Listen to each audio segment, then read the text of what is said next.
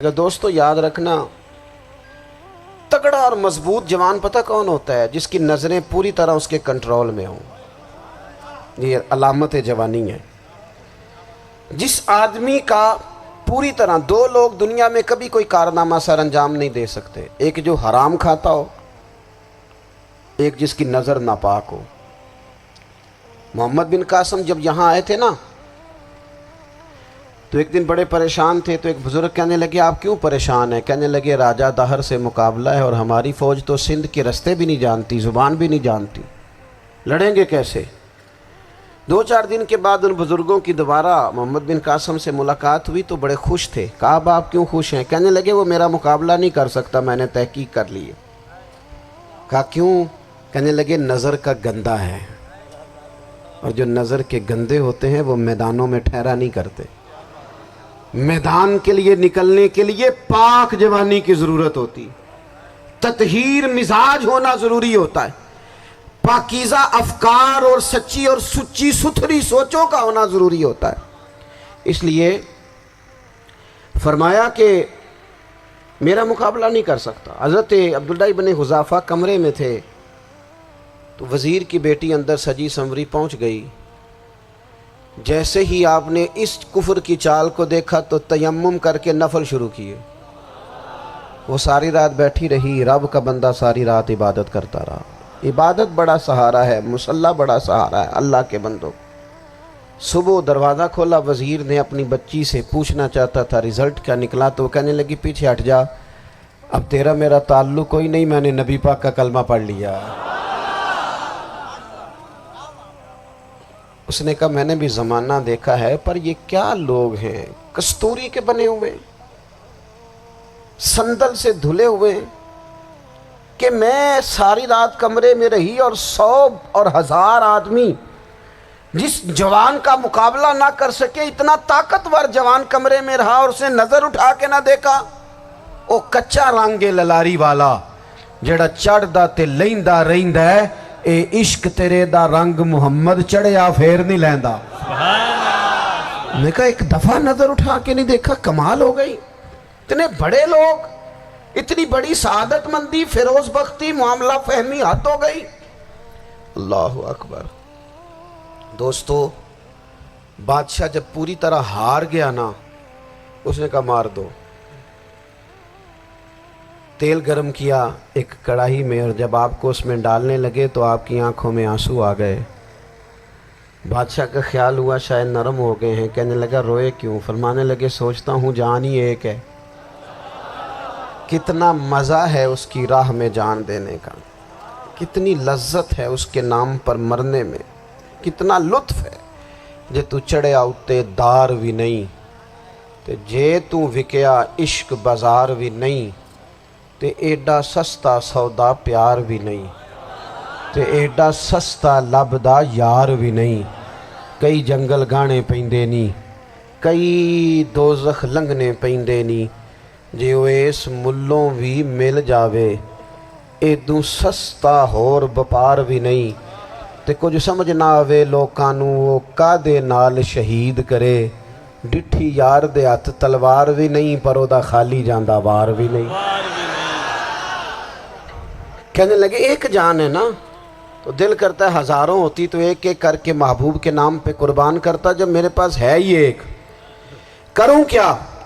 حضرت عبداللہ ابن حذافہ رضی اللہ تعالیٰ عنہ جب روئے اور بادشاہ نے یہ بات سنی تو بادشاہ اٹھ کے کھڑا ہو گیا، سارے وزیروں مشیروں کو کہنے لگا تم نے کہا تھا نا بندہ ضائع کرنے والا نہیں، یہ بھی ضائع کرنے والا نہیں۔ کہنے لگا میرا ماتھا چومو، تم جیسے لوگوں کو قتل نہیں کرنا چاہیے، آزاد کرنا چاہیے۔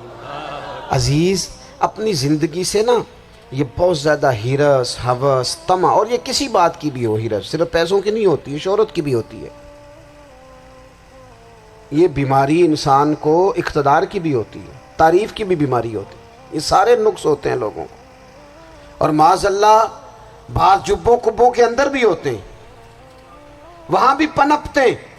اپنی زندگی جب تک اس سادگی میں نہیں لاؤ گے جو رسول پاک نے عطا فرمائی ہے، جب لوگ آسانیوں میں پوری طرح الجھ گئے تو پھر وہ دور ہوئے اور کفر چڑھ گیا۔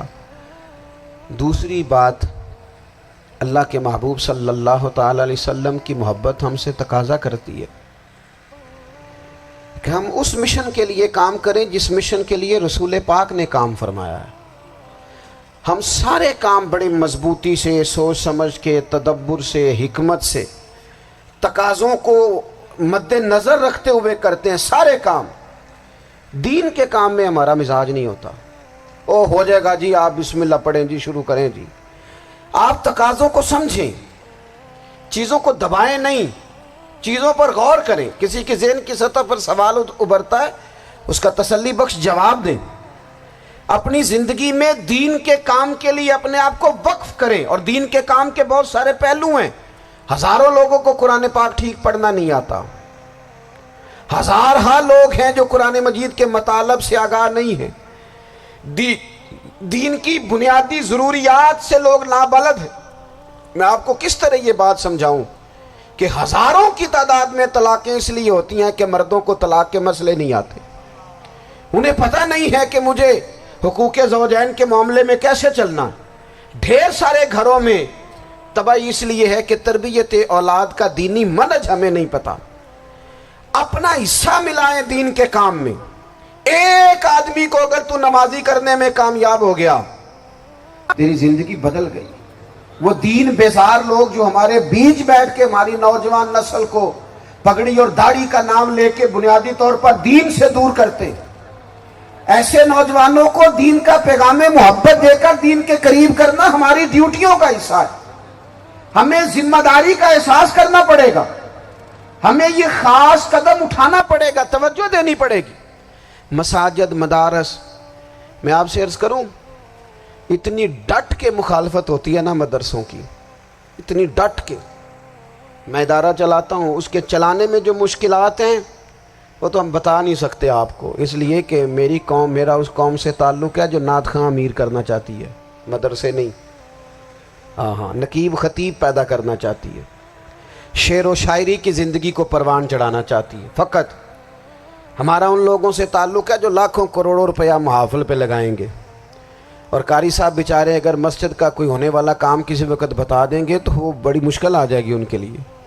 یہ کیسے ہو سکتا ہے، آپ نے یہ ڈیوٹی بتا دی۔ مدارس اور جتنا اہم رول دین کو پھیلانے میں مدارس اسلامیہ کا ہے، اتنی زبردست، لوگوں کا خیال ہوتا ہے میری طرح کے لوگ شاید کام کرتے ہیں، ڈیوٹی کرتے ہیں۔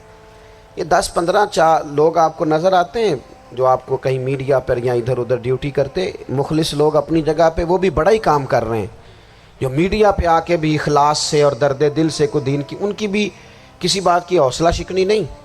لیکن ہزارہ اساتذہ جو مدارس میں بیٹھ کے پڑھاتے ہیں، جنہوں نے وہ سارے لوگ تیار، آپ سمجھ نہیں سکتے کتنا بڑا کام۔ حفظ کا استاد جو ہوتا ہے نا، اس کی ڈیوٹی 24 گھنٹے ہوتی ہے، فجر سے پہلے، اور اس نے بچوں کو اٹھانا ہے۔ تنخواہ تو ہم انہیں دینا نہیں نہ چاہتے جی، تنخواہ نہیں دی انہوں نے، ہمیں مولوی امیر نہ ہو جانا۔ مولوی نو تے سوٹ بھی 27ویں والی رات دے ہے تاکہ کدھر سوان کے عید والے دن پا نہ لوے، چونکہ 27ویں تو بعد تے درزی پھڑتا ہی کوئی نہیں، کیوں حضرت ایسا ہی ہے نا، اس وقت تو نہیں نہ لیتا۔ تو ہم چاہتے ہیں مولوی ہماری مرضی کے ہماری طرح کا سوٹ نہ پہن لے۔ مدارس کی مضبوطی، آپ یہ دیکھ لیں، یہ صلاح الدین ایوبی کا تعلق بھلا کس چیز سے تھا؟